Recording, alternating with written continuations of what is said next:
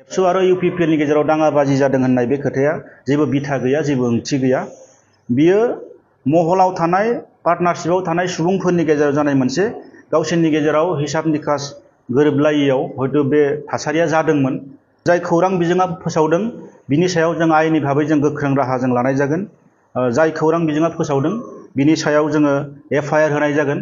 बेखौ जों तामुलपुर जिल्ला दुलाराय बर' फरायसा आफादनिफ्राय जों रायजो राजानि सिगाङाव जोङो फोरमायबाय।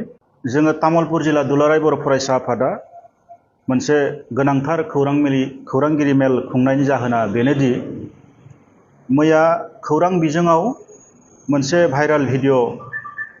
भिडिअ भाइराल जादों। मोनसे भिडिअआ जोबोरैनो गोसारनायखौ जोङो बयबो नुनो मोन्दों।